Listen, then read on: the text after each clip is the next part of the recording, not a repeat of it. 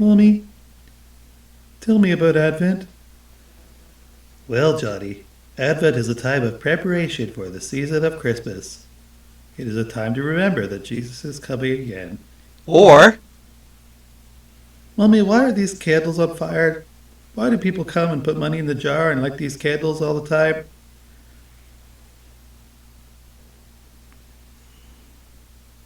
Bet you weren't expecting that. Time for Swamp Things.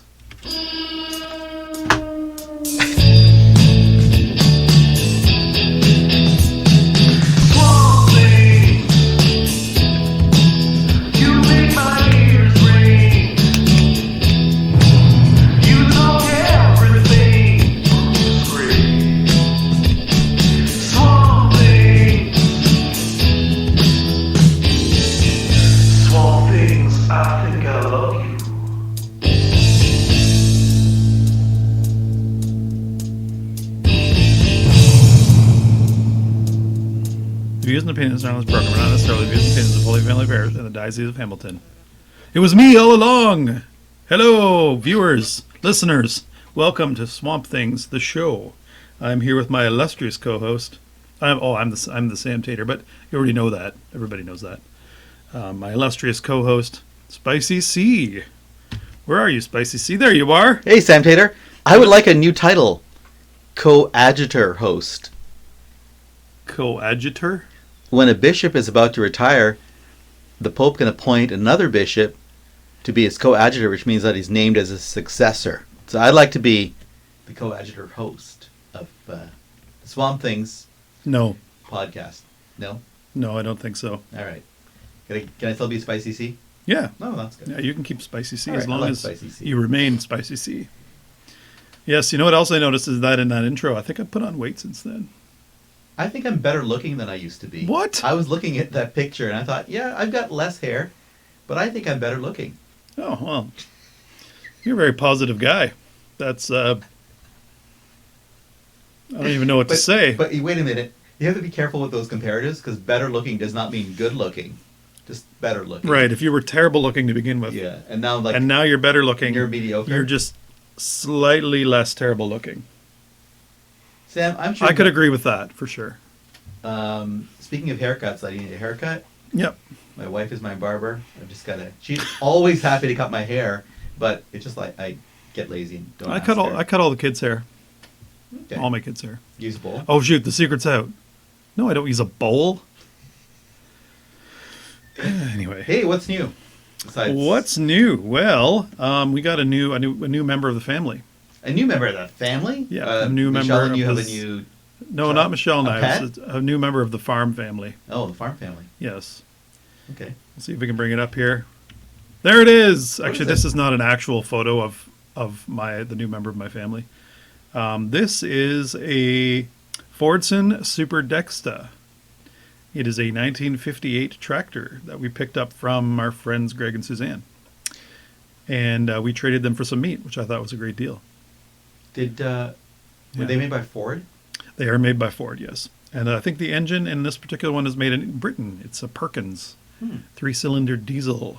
3-cylinder? 3-cylinder diesel. Yep. And it purrs like a kitten. Still runs great. Yeah, it's this one admittedly is in a little better shape. There's a little more rust on the other one, but runs great, and everything on it works. And we're looking forward to kind of putting it to use. Little odd jobs around the farm, mostly blowing snow, pulling like a wagon trailer around, that kind of thing. It's not going to do any heavy farm work. Obviously, we have other tractors for that, but yeah. Will your boys drive it? Maybe. It's actually pretty tricky to drive, just because it doesn't have a lot of the creature comforts of the new ones. The new ones are like really easy to drive. They almost like you don't have to push the clutch very far or very hard, and they have this one just has like everything's manual. It's a little tricky to start because I don't know if you know anything about Slightly. tractors. I've driven tractors. Well, do you know anything about like mechanics and all that? Not really. Well, okay, so normally when you start an engine, there's like a solenoid that connects the starter, and then the starter has a worm gear that pops out. And it pops out and engages the engine, and then turns the engine, and then it starts. And then when you let go of the key, it pops back in. Well, this tractor has a manual Starter. Oh, So you have to actually engage the starter with a lever, wow. start the engine, and then pull it back to disengage it. It's kind of weird. I've never had a tractor like that. So this is actually the oldest tractor we've ever had on the farm. I mean, like in my 1958, yeah. dad's memory. Wow. So like obviously when my dad was born in '58, it's the same age as dad. Right. They had a tractor and it was older, Yeah, yeah. but he doesn't really remember So it's 62 years old, anything older basically. than this. Yeah. And how old were you when you began driving tractors? Is it something that... Oh, I don't know. Probably like on the farm, I would say when you become a teenager, you start to drive. Like around 13, I'd say maybe between 11, 12 and 13. I mean, I've heard younger from people on farms. Yeah, like it depends. Like if it's just like when I was younger than that, I would drive for like picking stones, which is basically There you just go. steering. Not on the road. No, so my But dad you would just- put it in gear, Yeah. and start it, and then I would get on the seat and Yeah, yeah. and steer it, and he would get off and help with the picking of stones. When I was like, I maybe did that when I was like 8 or so, but that doesn't really count. Yeah, but you know what? To people who didn't grow up on farms like me, Mm-hmm. that is still driving a tractor on a farm. True. And a little scary to think of 8-year-olds, which is what I was thinking of. Our kids, our boys at least, probably started driving tractor just up the lane Yep. to go back to get It's wood, actually good stuff like that. experience. Sure. It teaches you a lot about how to drive and basic safety and stuff. Tractors can be very dangerous too. I'm sort of more aware of that than I think past generations were. Don't Not to kidding. mention any names. Well, not to mention like everybody Yeah. of the past generations, they weren't really safety conscious. Would you agree with that? Oh yeah. Yeah, like if a Not guard priority. fell off, they would just leave it off, or sometimes they would take the guard off because it got in the way. Already we have a brand new tractor. It's a 2018. It was brand new to us, Mhm. very very almost close to new, Yeah. and it had a seat switch. So the idea is that you're not supposed to get off the tractor with it running, Right. but that's a major pain Sure. because, sure. for It's instance, diesel, right? yeah. You don't want to keep restarting a diesel engine. Well, it's not just that. It's more like you have to get off to hook a wagon on or unhook something. Mhm. You don't always want to shut off the tractor. Also, it's a loader tractor, so when you're loading with a loader tractor, sometimes you need to stand up to see what's like down below, Right. or like around you, Yeah, or like makes if you're sense. cleaning up pens and you're going back and forth all the time. Sometimes it's nice to stand up just Sure. for a bit, just to like stretch your legs or whatever. Yeah. And you couldn't do that with this tractor because it would shut off. So if you stood up, it would go beep. I'm guessing. beep, I'm beep, guessing. a and then it mechanical would shut adjustment off. was made. I'm A guessing- mechanical adjustment was made. I shorted the seat switch. That was the first thing we did to it when we got it. Short the You know, seat that's a switch. lot like working in long-term care because with some residents, it's important to have seat alarms. Oh yeah. Unfortunately, So that if they fall off or yeah, or stand up even. stand up, then you don't want the alarm certain, goes certain off. residents like you don't want them to just stand up without. So there's yeah. But yeah, it was a major pain. It was actually Dad thinks it was a safety issue, so we disabled it. Well, that's But- true. It's probably less safe. Yeah, sometimes do things like that. Yep. So you got a tractor, and I had an exciting experience, which we'll talk more about in a couple minutes. But I went down to Rockwood, Sacred Heart Parish, where a friend of May's was received into the Catholic Church. Her name is Sonia, and Sonia was baptized and received her first sacraments in the Romanian Orthodox Church back in Romania. In fact, specifically from Transylvania, which is famous as the legendary home of Dracula.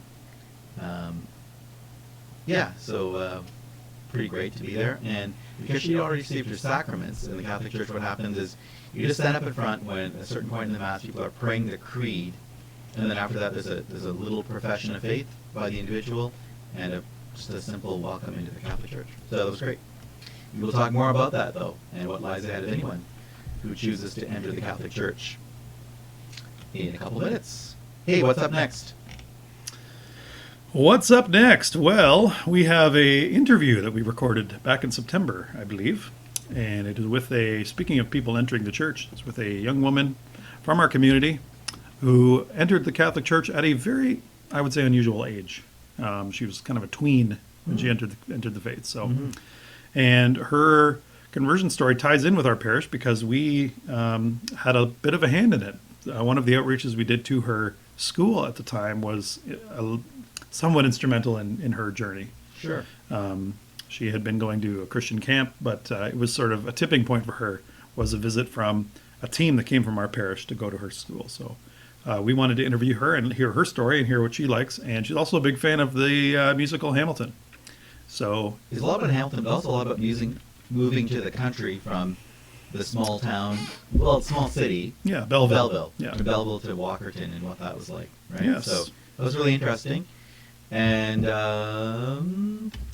she's an active member of the community till today, which is really important to us. Okay, so enjoy this interview with Miss Claire.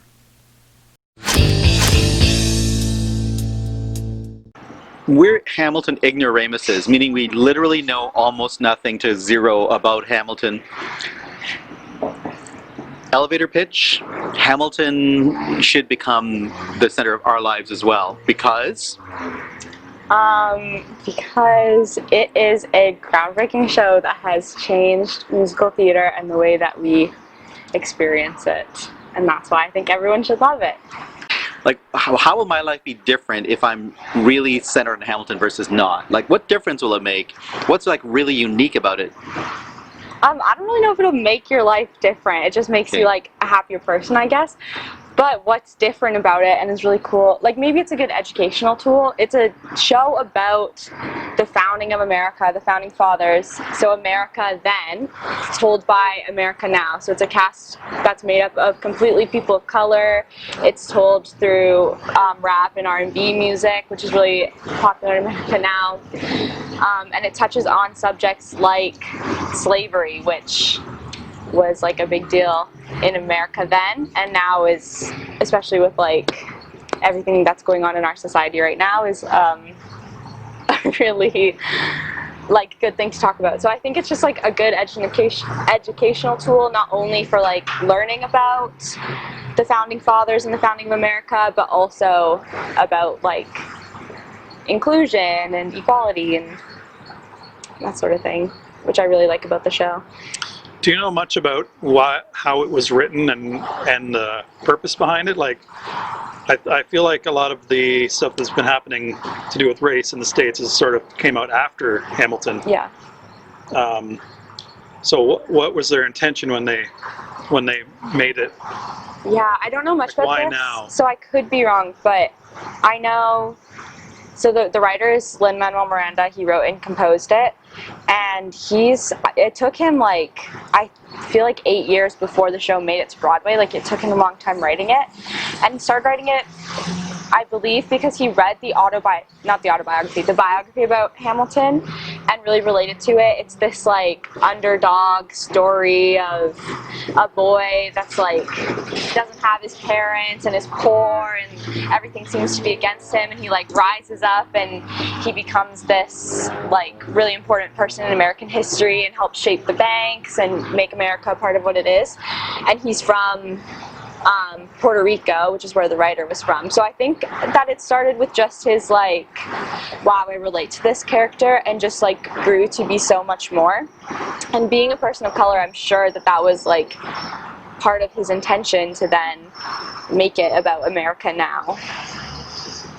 I don't really know much about like how it came to be that way, but that's what I do know. What's your favorite song in the musical? That's a good question. They're all really good. My favorites are Washington on Your Side and One Last Time. So Washington on Your Side is Thomas Jefferson, James Madison, and Aaron Burr are singing together about how Hamilton is kind of getting where he's going because he's on Washington's team and has Washington backing them, and how they like could get so much farther if they just also had him. And they're kind of plotting a way to like bring Hamilton down, and I just like it because like it's really fast. There's a really good rap section in there that's really quick and like upbeat and exciting. And then One Last Time I love because it's so pretty. It's Washington and Alexander Hamilton singing together, and Washington is telling Alexander that he's stepping down and not running for president. So while Hamilton is like rapping and freaking out, being like, oh, why are you leaving? We still need you. Washington is singing this really beautiful song about how like he just wants to leave his legacy where it is and let America continue to grow without him, and it's time for him to say goodbye. And he talks about, like, in the scriptures it says everyone will sit under their own vine and fig tree, and no one shall make them afraid. They'll be safe in the nation we've made. And he wants, like, America to experience that, and for him to be able to just, like, sit under his own vine and fig tree and just watch America grow now. But it's just so pretty. And then there's this nice part at the end where they quote Washington's actual letter of resignation, and it's just such a pretty song. Do you remember the quote by chance that's in the song? That's quoted from the letter? Yeah. Do you want to say it? Rap it. Though they sing just speak it. Yeah. Though in reviewing the incidents of my administration, I am unconscious of intentional error. I am nevertheless too sensible of my defects not to think it probable that I may have committed many errors. I shall also carry with me the hope that my country will view them with indulgence, and that after 45 years of my life dedicated to its service with an upright zeal, the faults of incompetent abilities will be consigned to oblivion, as I myself will soon be to the mansions of rest. I anticipate with pleasing expectation that retreat in which I promise myself to realize the sweet enjoyment in partaking in the midst of my fellow citizens, the benign influence of a good law under a free government, the ever-favorite object of my heart, happily worn as our trust of our mutual care, labors and dangers one last time. That's his letter of resignation. Thank you. That was kind of amazing. And obviously you are a fanatic. It's very thorough. So, a couple of things, and we can move on from Hamilton shortly, but a couple of things occur to me. One, what impression of the United States does it leave you? At the end, do you love the United States? Do you hate it? Do you feel like torn? Because there's obviously, they're pointing out, the play points a lot of serious defects, according to the playwright, but also is very focused on the United States. How would you say it leaves you at the end? Yeah, usually, like, my opinion of the States now versus then would be a little bit different, but, like, from watching it, it does make me, like, love that feeling of them, like, uprising and joining together. And it's a really sad ending. I cry every single time, but it just is, like, a really beautiful ending. And at the very end, Hamilton becomes the actor instead of Hamilton, if that makes sense. And they lead Eliza Hamilton, that's his wife, up to the stage, and the fourth wall is broken, and she sees the audience, and she, like, sees the legacy going on. And that's just such a beautiful moment to think, like, of the women back then who were, like, in the background, getting to see their work come true. And that just makes you, like, I guess I love the people would be my answer. But I don't know if that makes me love America necessarily. But the story, yes. Interesting. So one last one for me. I don't know if you have anything more to add, Sam. But so now more than ever, the kind of message of Hamilton could be viewed as controversial. So without getting into the controversy itself, it is controversial, right? Like, I mean, for people for whom the kind of worldview that underlies Hamilton, where things like equality and slavery and those kinds of things are really big, a really big deal, which arguably they should be for everybody. They might be like really happy about the message of Hamilton. Other people might be like really angry about that. How do you think it does with, like, I don't know. What do you think about that? It's kind because it addresses things that are controversial, right? What do you think? How does it do? How good of a job does it do at that kind of thing? That's a great question. I've kind of heard both sides. So just as, like, a background of how Hamilton has kind of come to, like, the forefront of the political world right now, it was recorded back in 2016, and it wasn't planned to be released for a while, but with, like, the global pandemic and Black Lives Matter coming out, it was released early because it is, like, a good touch on that. But I've heard a lot of people kind of, like, condemn it because a lot of the characters from the show were slave owners, and it, like, glorifies them. But I've also heard a lot of people praise it because it does, like, a lot in the theater community of, like, inviting this idea that anyone can play any role despite race. So it's done a lot for that. My opinion, I think I'm biased because I loved it before it was a political tool, is that, like, it is great. It has done a lot for the theater community in, like, how we cast roles and how we see certain roles. But also, like, as I'm not someone of color, I don't really know how to comment on whether it's helpful or not because I haven't experienced that. I have more of a comment than a question, just maybe just following on that a little bit. That first of all, I think Canadians are really interested in what's going on in the United States. Things are certainly a little different here, but there's, like what Claire said about, there's something about, like, captivating about the story of the founding of the U.S. in that these people all did come together and say, this is the foundation we want to lay for this country. And Just because this is a hard question, and someone like you should be asked hard questions, in my opinion, Someone like me. because I take you seriously as a person, seriously, and your faith, right? Is like, for those who are, we may have people watching or listening who are not Christians, right? So the question that came into my mind, because all the stuff about church, it's about an organization. It's true, we're an organization like any other human organization. However, obviously what's unique to the church is we claim to be focused on Jesus. So what could you say about who Jesus is that might be meaningful to someone who's, like, looking at the whole thing from the outside? Describe Jesus. In relation to, like, insiders, outsiders? Just like who he is. No, this is the start of my sentence. Go ahead, in relation to insiders, outsiders. Yeah, go ahead. Jesus only has insiders, which I think is, like, I'll explain why. I know that doesn't really make sense, but sure. Like, in reference to, like, there's no person that Jesus doesn't want, is what I mean. So he just wants everyone. I wish I could explain this better. Like, things that seem, I don't have to think about how to explain this. So we talk about, like, when you pick a flower, you pick the prettiest flower. And I've heard talks about, like, all of the pretty flowers are picked and there's one that's, like, trampled and no one wants it.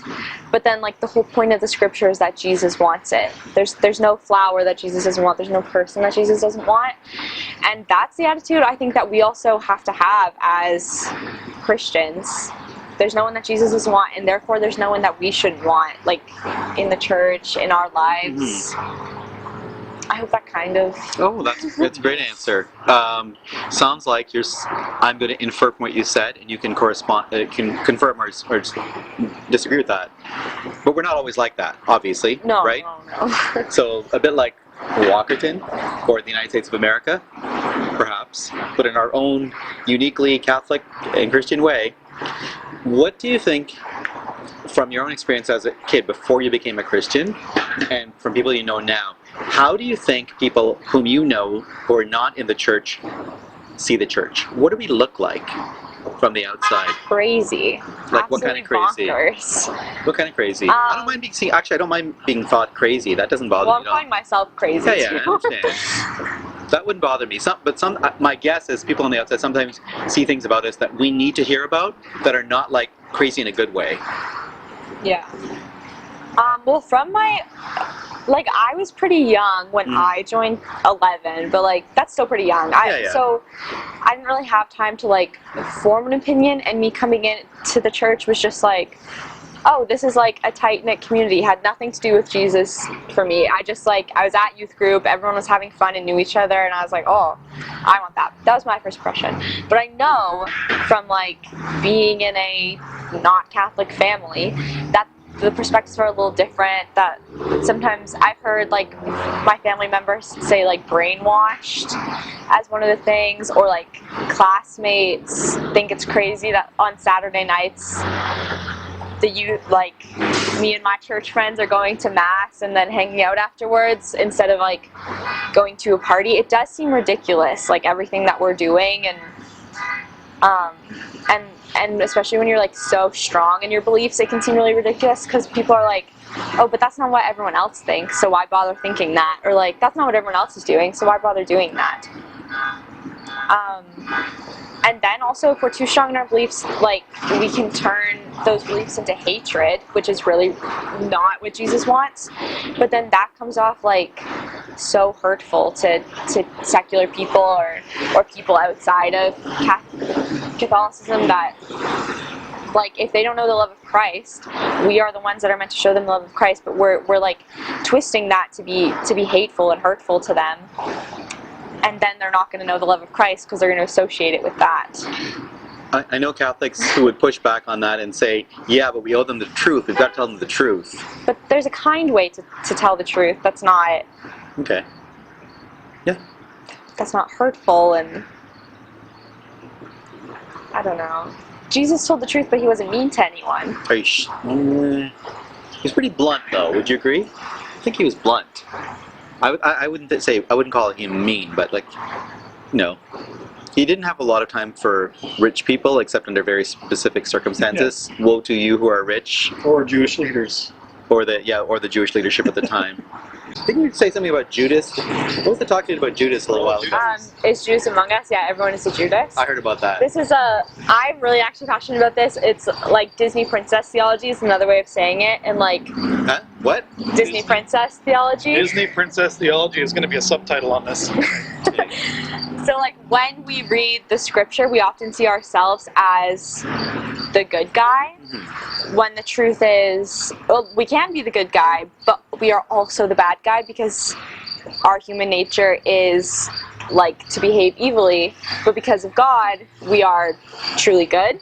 So we're both good and bad is the idea of that, like, we are all Judas, but also we are all the image of God. So wait.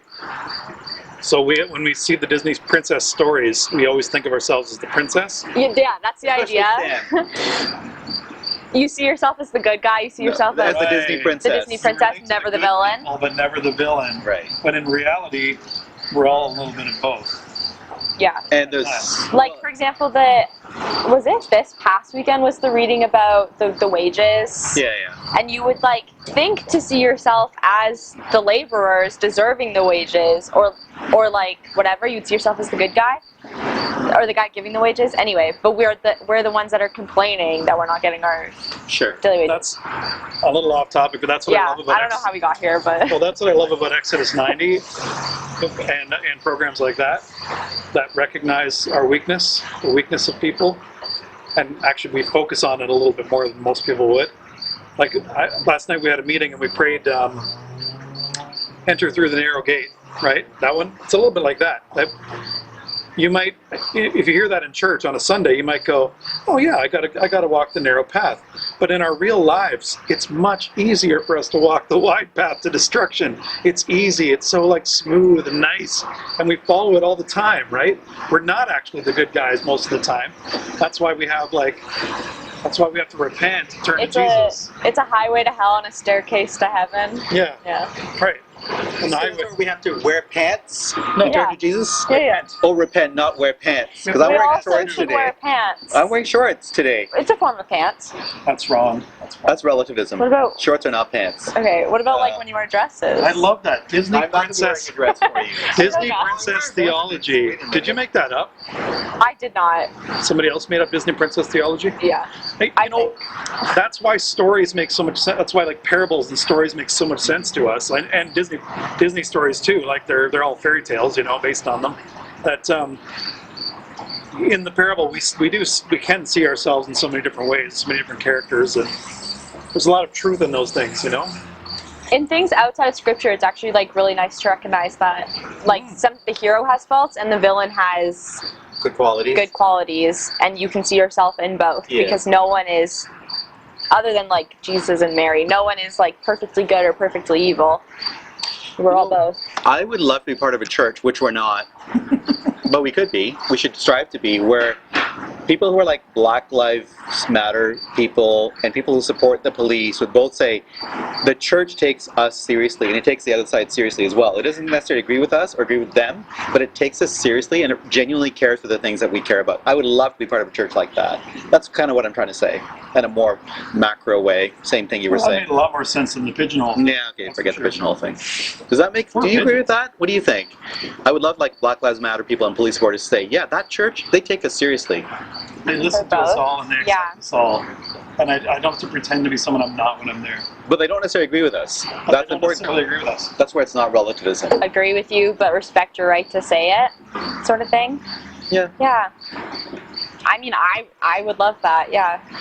I feel like we had a bit of an experience with that when we covered sexuality at our youth group last year. Mm-hmm. I feel like we had a bit of that experience where like we presented the truth in such a way that we didn't exclude people from the conversation and say, if you do this, you're evil and ugly and bad. Instead, we said, we're going to present the truth to you, but at the end of the day, we still love you and we still respect you and want you here, right?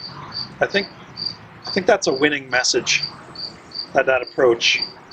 And it applies to everything, Paul. It applies to every walk of life. If we can first say, I love you as a person, are people going to be much more open then to hear the truth?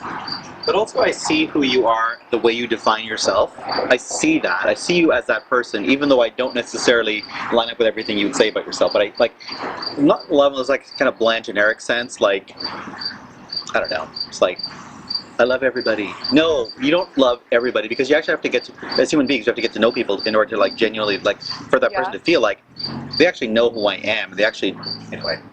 Hey, something we haven't done before, but just like things pop into my head, just say no if it's a bad idea. We can always cut this, but we have to wrap up because we've been having too much of a too good of a conversation. Too much fun. Too much fun. Would you like to say a prayer to wrap up our conversation? Pigeonhole. Pigeonhole. I don't know. What do you think? What was that response? I don't know what that meant, so I don't know how to Nothing. respond now. We're just like Would you? idiots, if you like, in an idiots kind of way. Okay. In the Father, and the Son, and the Holy Spirit, amen. Jesus, we thank you so much for bringing us together today, and for being a part of this conversation and for leading us in this. And we just pray that the things we talked about are just things that we can lead with. We talked about like finding ourselves in Scripture and leading with kindness and just loving you, God. And I pray that you just help the three of us, but also the whole church, to just go out into the world with that. And I pray that you use us all as your servants, and that we'll all be willing to do that, God. We're in such a difficult time right now in the world, and everything seems so uncertain right now, but we know that the future is in your hands, and we just pray that as we step into it and as we continue in these difficult times, that you just lead us all, and that you're present in our lives and moving us. And we ask these things in your name. Amen. Amen. Thanks, Claire. You're welcome. And we're back. Thank you very much, Claire, for that interview and for sitting with us. We apologize that there was no video to go along with it. Whose fault was that? Probably the Sam Tater. It was my fault. That's fine. Anything technical is his fault. Yeah, but at least we got fairly good audio, and I'm sure you could hear what she was saying. And yeah, that's a really important message for us. You mean when we're shooting an interview with video, actually shoot the video? Yeah. Oh, okay. Yeah, but luckily we had audio being recorded by a different device, so That's we what still happened. had audio. Hey, Sam. You know, the tractor conversation already reminded me of the fact that I've been living here most of my life, Mhm. or the largest chunk of my life, but I'm not from here. And it's one of our favorite segments that we just brought in, Right. And what's it called? These Idiots Guide to Bruce Gray.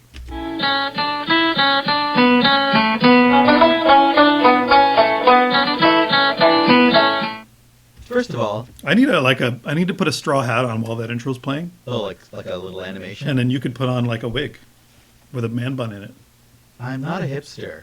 I am a city person. I know, but it's I'm funny. possibly even a idiot, but That I'm pic- not a that hipster. picture is funny though. It is a funny picture. I want blonde hair though. I don't want hair that looks. Blonde hair. Yeah, I do. Because it looks even stupider. Okay. That's All what I right. was thinking. Hey, speaking of stupid things, Idiot's Guide to Bruce Gray. What are we talking about today? Well, Sidiot, resident Sidiot of this room. Yes, oh hayseed.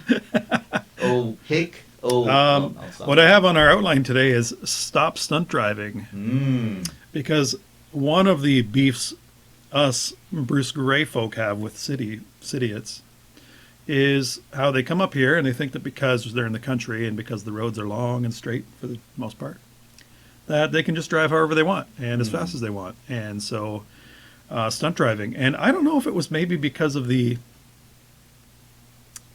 shutdown that people were a little antsy, maybe anxious to get out and go for a rip or whatever Yeah. from the city.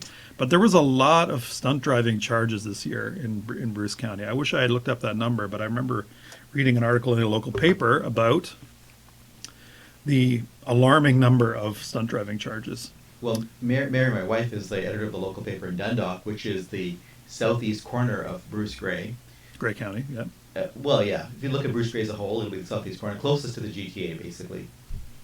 And yeah, in the weekly police reports over the summer, there were like tons of people from Brampton, Mississauga, stunt driving in the hills of Bruce Gray and coming up the escarpment. And it's actually something I heard about a few years ago. I used to do youth retreats working in Catholic schools in Mississauga. And one retreat, this was not good. These two guys were talking about how they love to stunt drive. When we were talking about what do you love to do with your free time, and these two like grade 12 guys, are like 17 years old, were like, oh, we love stunt driving, and the teacher was like quite alarmed, which of course it was pretty alarming that these 17-year-old guys were stunt driving. Of course, on the big highways in the city is one thing, but then you come out to the country and it does not make country folk happy when you are driving at like 120 miles an hour or whatever. Yeah, I had a personal experience with stunt driving. Not I wasn't doing the stunt driving, but we like to vacation up the peninsula in beautiful Tobermory or near there. Yeah. So for about 8 years, we have rented the same cottage up in that area just for a week of a year. And so we would drive back and forth on Highway 6, which is one of those long straight highways with only 2 lanes. So there's no Sure. passing lanes or anything. And people are just crazy to get moving on those highways. And particularly, not to stereotype, but you can sort of tell when it's somebody from the city. You can. They're usually Sadly. younger. They're usually driving a sporty car, A tuned car. a tuned car, and just the way they drive you, and it's just really aggressive. And we had an experience where we were pulling a trailer. We were loaded right down, and we were in a big long line of vehicles. Mm-hmm. I think we were about fourth from the front or so, and a car whipped out and passed us quite fast. And they didn't see coming in the opposite lane a group of motorcycles. There were about probably 10 motorcycles in a group. And the motorcycles, I haven't seen this happen before or since, but the motorcycles had to pull off the road to avoid this Ooh. driver. Not good. And he just, of course, kept going. But Yeah. it was pretty close.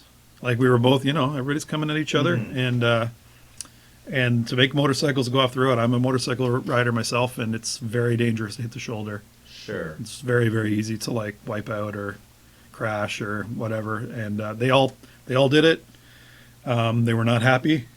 This happened just a little bit ahead of us. And they were probably tourists themselves. Yeah, well, they were probably coming across on the ferry or something like Yeah, that, yeah. or who knows what they were doing, but. So is this the long straight stretch of 6 right up the peninsula? Between Wyerton and- It's about 60 like a- kilometers of just it's like a through the drag bush. strip or like an airfield kind of thing. Yeah, like straight. It curves. It literally curves once. Yeah. Right about Lion's Head, it curves and then goes straight north right to Tobermory. So Yeah. yeah, it's actually a really boring drive. And if you get behind somebody doing 80, then it's long and annoying. But stunt driving is a whole different thing. And I stunt think the driving thing, is too, different. Yeah. When I remember this talking to these two young guys, it's like, why are people stunt driving? Is an interesting question. It's kind of like, I would say, because they're looking for meaning and purpose. Yeah. And for young guys, and this applies to a lot of guys up here as well, as we were talking about a couple of minutes ago, just like having a really fast tuned car that you maybe worked on yourself is pretty great. Not just young guys, anybody who's into that kind of thing. And driving fast is part of what you can do. And fast gives you adrenaline. Yeah. So Who was it that said that all anyone's ever looking for is to be happy? Who does it say? Aristotle said that. Aristotle. Yeah, it's like every every risky behavior really comes down to what we think will make us happy. Mhm. You know, it's the reason people skydive or the reason people do anything that gives you an adrenaline rush. Sure. Right? It's your drug. You're looking for that endorphin, that burst of endorphins, and this is no different. Like swinging out to pass somebody, whipping by them. I know it's fun. It feels good. You get that rush. But unfortunately, it puts other people at risk, It can. and I know people that have been killed on that highway in particular, Yeah. and in incidents like that. Yeah, I know it's sort of. I hate to say platitudes like "stay safe" and "don't put others at risk." But yeah, the problem with those There's good platitudes risks is and that- bad risks. But also the problem with the platitudes is that they make people mad. Yeah. Like, I don't want to stay safe. What's the point? I'm young. Yeah, I want to have fun in life. Staying safe is not good enough. I actually think one of the reasons that stunt driving, one of the ways you could address stunt driving is by giving, I would say young men in particular, something really exciting and meaningful to do. Like, really exciting and meaningful to do. We could talk more about that sometime. yeah, and we have talked about men in the church, for instance. Yeah. Which want to tie it back to the church. We talked about what makes a difference for them. Why would you want to belong to a church? Which we'll- actually ties in a little bit with what we're going to say in a minute. We'll get a bit there. here. So Yeah. let's keep moving here. Okay. We'll stop stunt driving, folks. Please. All right. Next, we have analog life.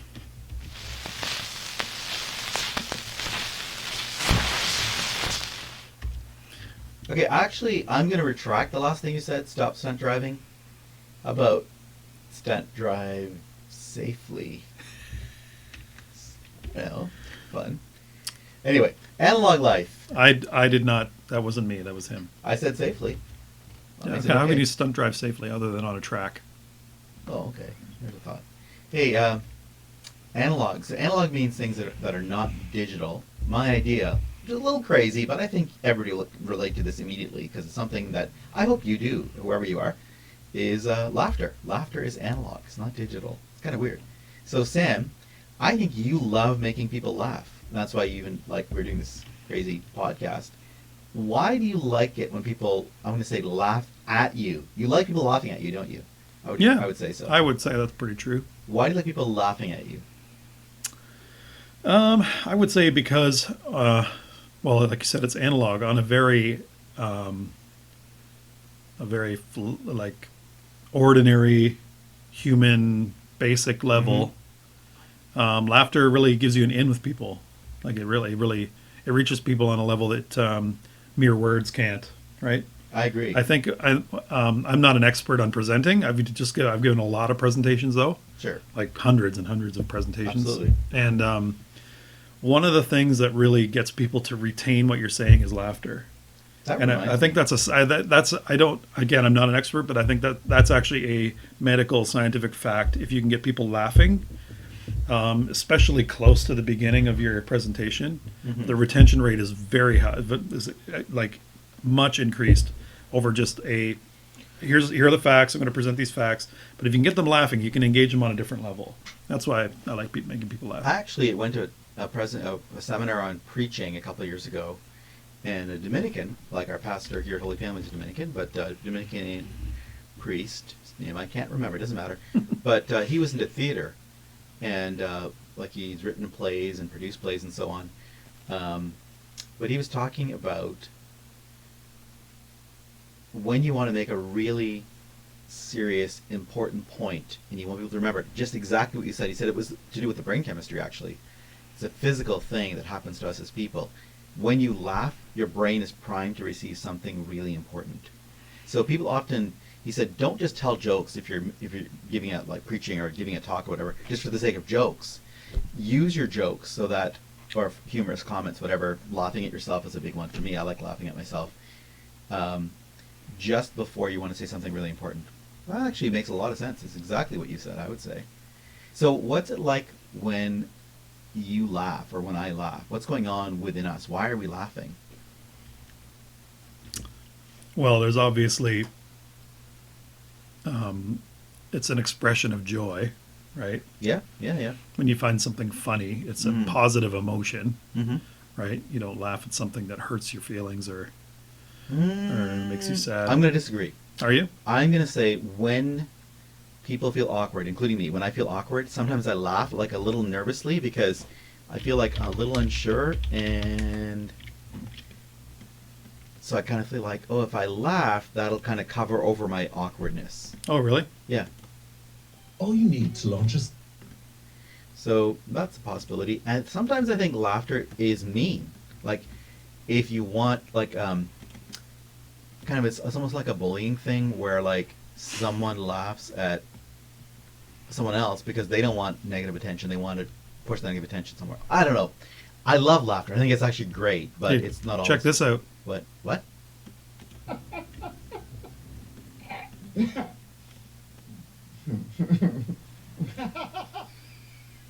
It's kind of scary. Really scary. Is that laughter or is that tears? It's the Joker, the movie Joker. Yeah, I kind of figure that. It's a very sad movie, isn't it? It's very, very, it's tragic. I don't know if it's sad. It's, Okay, tragic. you can see he's sort of like, it's laughter, but he's like bordering between laughter and crying. And the poor actor, like, didn't do too Oh, well. Yeah. he actually had a condition where he would just laugh. Oh. Yeah.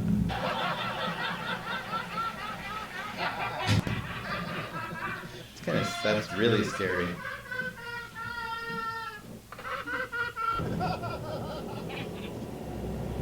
All right, we'll stop it there. That is clowns, of course, me, among other people, find clowns scary. And Yeah. I care for the Joker. Yeah. So, there's, So I know what you mean by you laugh. Yeah, you laugh to cover up awkwardness Mhm. Or pick on people. or to pick on people. Yeah. Sometimes laughter can be a weapon almost. But it is, I would come back to what you said. It's an expression of joy. It's one of the simplest, clearest expressions of joy that we have. Like, people just laugh because they're happy. Yeah. There's joy that's like wells up and goes beyond words. I guess I feel like one of the I've always been like a bit of attention seeking. Sure. Now I try to, with my work in the church and stuff, I try to use that as a tool Yeah. to help me reach people with the gospel. Mm-hmm. But one of the reasons I try to get, especially like the youth, I try to get them to laugh at me is it breaks down a barrier. Yeah. Right. There's sort of one, before you do that, there's like a separation. It's like I'm maybe like the teacher and they're the students. Sure. When we all laugh together, even if it's at me, right? We're sort of on the level then. We've sort of broken down a That's separation. interesting because I don't know. I would say you don't. I've been at youth when you were around youth, and I've probably done things like this as well. When people laugh at you, it doesn't necessarily eliminate the fact that you're the leader, right? I'm talking about you in particular, Sam. It doesn't necessarily eliminate that. That still can go on, but it makes the people more receptive. It's not. It takes down the barriers. You said. I think that's true. Yep. And I think people probably pay more attention when they've been laughing. I would agree 100%. Yeah, they do pay more attention. And I think they just feel more comfortable maybe coming to you later, Mm-hmm. or it just increases the level of trust in the relationship there a little bit. It's very, very helpful. Kind of ties into our next And topic. I think Sorry. it's been proven to like reduce stress. There's all kinds of good effects of having a good laugh, you know. Sure. But there's also like I think like a lot of things where we can look at and learn about brain chemistry and physiology and all those other things that they're all interesting and good, but there is something real about it that is not just reducible to like that's the way my brain chemistry works. I would also like to point out that the church is bad for this. If we're going to get into it Yeah, shortly, yeah. we take ourselves way too seriously, and we forget that it's actually pretty funny. There are funny things Sure. to be found about everything that we do here. It is actually pretty. A lot of the stuff that the church does is actually pretty silly, pretty Including crazy, us. including you. us. So I feel like by getting everyone laughing, you're recognizing that we take ourselves too seriously. Let's have a good laugh about it. It is actually funny. If there was, I laugh every day Yeah. about the church and its problems and its people, and Sure. because it's funny. It actually is. And there are saints who including like one of the I know one of your favorite saints. I know where this is going. Where's it going? St. Francis of Assisi. No, it's not actually. Oh, because he's not my favorite saint. I thought they Oh, were making really? fun of me. Once again, I'm making fun of you because you hate. Well, no, you don't. I don't hate St. You keep Francis. saying that. I just you dislike say that him. a lot. No, the saint I was thinking of actually was Saint Philip Neri. Oh yeah, I do like St. Philip. And St. Philip Neri was a great reformer, I think in the, I'm going to guess, 1500s. I apologize, don't really remember. But when Rome was a very pagan city that was ostensibly Catholic, and he was known as the apostle of Rome. Like he went to Rome to evangelize what was supposedly a Catholic, the center of the Catholic world at that time, still today. And one of the things he did was he used humor. He used laughter. He used fun to engage people, and he faced a lot of issues, a lot of problems all around him, aimed at him. But that was part of his mission, was to bring laughter to Rome. And where was I getting this? The court jester. Yeah. Like there's this. There's something about joy which is linked with the physical thing. Laughing is something physical; it's analog. Versus, there is real sadness as part of being a person, part of being a Christian, part of being a Catholic, but it's not like that kind of like. It's not despair. I mean, we can have despair, but despair is not really of God. Despair is like the opposite of whatever, the hope that God wants to give us, which is joy. Yeah, and if we do go down, I want to go down laughing. Why not? Why not? Speaking of stuff about the Catholic Church, as we were talking about, this is a highly, highly Catholic episode, but I think it's important because, especially if you're not Catholic, you might wonder about this, and if you are Catholic, I hope you would consider wondering about this. And the question we're going to talk about for a couple minutes is, are you sure you want to be Catholic? And I'm going to say, Are you sure? we were talking about our friend Sonia, my daughter's friend, I'm so thankful to God, really, and to her that she chose to enter and be received in the Catholic Church. She received preparation and training and so on. That's actually still going on. But one of the things that I know people who are friends of hers who are devout Catholics, including our daughter, were like talking about is like, okay, you got to be prepared because actually day-to-day life in the Catholic Church can be challenging for people. What are some of the challenges? You know a lot of people who became Catholic and who remain Catholic, which is amazing. What are some of the challenges that people face when they become Catholic? Yeah, that's maybe like the serious way of putting it. Are you sure you want to be Catholic is kind of facetious. Yeah. A little bit. Just because we're sure that we want you to be Catholic. And we hope that people will see the value in it. Obviously, I don't think either of us would be Catholic if we didn't believe that. Yeah. Makes sense, right? We're not here because of anything else. But there's some things about being Catholic that it almost makes me feel sorry for someone who's just, especially if they've just entered. Mm-hmm. So I'm thinking of someone like Claire that we were talking to earlier, where sometimes I'm like, oh, I almost feel like I have to apologize to her. Mm-hmm. Just because, especially if you're coming from, in particular, from one of the evangelical churches or an evangelical tradition, where there's a lot of things like community activism, zeal, missionary focus, Bible study, knowing the Bible. And then you come to the Catholic Church and it may be more difficult to find those things. And I almost just am like, not like I'm apologizing to them for becoming Catholic, but like, well, like this is what you got yourself into, and you have to work at it. So in some ways you have to work at it a bit just because those things are kind of hidden in the Catholic Church, at least in the West, I think.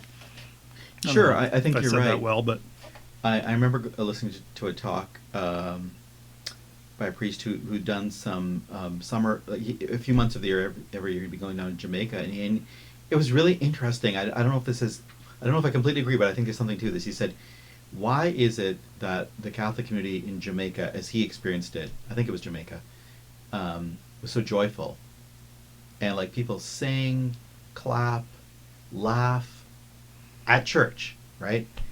And even weep, like it's really emotional. It's really gripping. And he said he thinks it's because they don't have a lot of money. That was really interesting. A very interesting comment. This came to my mind just now. And this is true of, I think, any organization, any human organization, including other Christian churches. Like, when we think we're going to find hope in things, probably not going to pan out. It'll work for a while. It'll keep going for a while. And of course, we need things. We need like really basic, simple things, just to keep going as a group of people, which is true of the Catholic Church. But it was interesting. I thought it was an interesting insight when you're relying on money to keep you going. Yeah. I was thinking that reminded me of something. I was in Mexico City for a while, Right. and the irony is that the first time I ran into a Catholic missionary, like actually out in the community talking to people about Jesus and about their church, Mm-hmm. was in Mexico. Right. I think the second most Catholic nation on earth. Mm-hmm. Like it's over 98% Catholic, and yet here were these people out in the streets, and I've never seen that here. Right. Like, Interesting. never. It was the first time, and I just thought that was so strange. And I think it does come down to what you're saying. It's something to do with affluence. That we do live in a very affluent country. Yeah. A lot of huge social safety net that isn't part of sort of the church. Maybe it began that way, but in some ways it makes us a bit complacent and a bit. I don't know. I think you're right about the joy. I think they had a joy there too, and they wanted to share it. Mm-hmm. And it's just so funny to me that that's the first place I saw that. There's something too, I think, that's hidden about being a regular Catholic that it's hard to pick up on for a long time. And I like the word hidden because I think it describes it. It's like there's I think a deep hidden faith in a lot of church-going Catholics, which you can't always tell, but it's there. Think of people like my parents' generation, for instance, a really strong faith that isn't always expressed in visible ways, but it's there, and you can turn to it when you need to, and that's a big deal. That's actually something you can't always tell when you first show up. Sorry, if you ever showed up at Catholic Church, you wouldn't always see that because it's very deep. And I think like in the Catholic Church, everything centers around the celebration of the Eucharist. We call it like when we don't talk about church. We do talk about church. We go to church, but the Mass is not just going to church. It's a sacrifice, as we understand it in the Catholic community, and that's about Jesus, but also Him coming to us in the Eucharist, and that's such a strange thing. I think that the other odd thing about if you want to become Catholic is it's just really weird compared to society. The worldview common in society is like, what are you talking about? You're saying that's God. You're saying that you can eat Him. I mean, that's just strange stuff. So and when someone does enter the Catholic Church, they probably have some kind like a conversion, hopefully, and a desire for the Eucharist, right? Sure. They have a desire to participate in that way. It's sort of the things around it, though. It's like we sort of are we're weak on like community and like that like fun, welcoming atmosphere that you might get at another place. The preaching and the music are maybe not up to par. Do you know what I mean? It's those things that you might miss if you're coming from an evangelical background, for instance. Right. You might miss those things. You probably came because you realize, oh, there's something here that isn't there, right? I want the Eucharist, or I want this kind of a relationship with Jesus. At the same time, I feel like we're almost letting them down by not having the other elements there.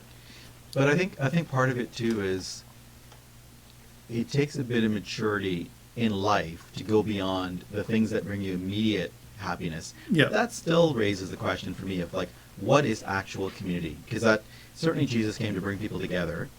Community. There's a big all through the writings of the New Testament, Jesus' sayings, the letters, and so on. There's so much about community life, and it's really obviously really vibrant, but not necessarily easy. Even in the Bible, like Paul is often writing to communities that are falling apart. So are John's letters, like communities that there's a lot of division and strife, and trying to bring them back together. So it's not like community is easy. It's never been easy because people, including him, Sam Tater, are not always easy. He's really annoying sometimes. Actually, so am I. Come to think of it. I guess it's more just you talk about maturity, and I think that's true. I think it is. There's a point where you should mature beyond needing some of the more, almost like what St. Paul says about you've been fed milk and now you're ready for solid food. Solid food, Sort of like yeah. you come to a point where you're ready for the solid food. But I guess that's why I kind of would ask that question, kind of jokingly, like, are you ready? Are you mature enough? Right. In a way, right? To recognize, just sort of see through some of the problems we have and into the core of it. That is good and is solid. Recently, I asked a few people I know who are not necessarily churchgoers what they think of the Catholic Church, and that's another thing that comes, like, it's interesting. And if you're watching or listening right now, you can always let us know what you think. Like, yeah, we love whether you're hearing Catholic that. or not Catholic, whether you're churchgoer or not a churchgoer. We'd love to hear what you guys think. Especially if you're not Catholic, we like to hear what you have to say. I think. Sure. I'd love to hear, like, 'cause the majority of people aren't. So. Well, somebody told me that they'd asked someone in their family, and one of the things that came up was, like, there's been cover-ups of scandals where there's been abuse. That's a major issue that people look at when they see the Catholic Church from the outside. Mm-hmm. And sometimes many of us on the inside have similar kinds of concerns. And then the other one that came up is about the Eucharist. It's like, how can you really believe that, even if you're a Christian, that is more than a symbol? And that's actually really, really hard to explain in a short time. Maybe sometime we can talk about that. But Sure. But I think, too, when people make a major life decision like becoming Catholic, like Claire did years ago, like our friend Sonia did recently, a lot of momentum and energy goes up, almost like when people are about to get married. But then there's day to day. It just keeps on going, and you can't just live your life on the highs.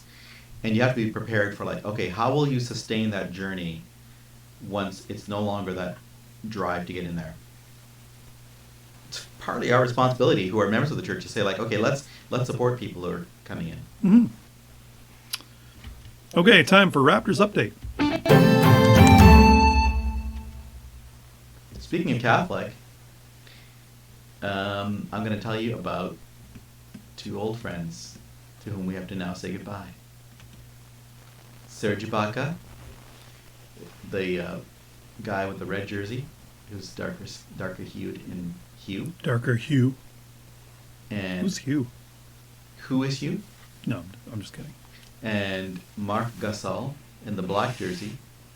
Both actually technically Spaniards or Spanish nationals. Really? They played for the Raptors when they won their championship in 2019, and they have bid us farewell to go to two potential championship teams, both in Los Angeles, which has two NBA teams, the LA Clippers, which is the one Serge Ibaka went to, and the Los Angeles Lakers, which is the one Marc Gasol went to, both of which are, like, probably amongst the Lakers, probably the favorite to win the championship.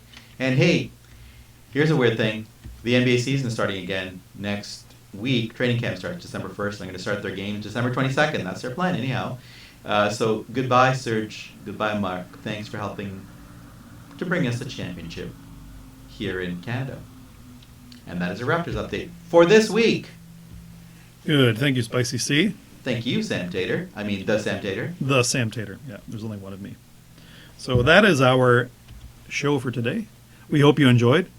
If you have any questions or comments or concerns, angry retorts, It's all his fault. anything like that, please email us at swampthingspodcast@gmail.com. swampthingspodcast@gmail.com. Because we love Google. I do not love. Anyway, that's our show. Do you have any parting comments there, Spicy C?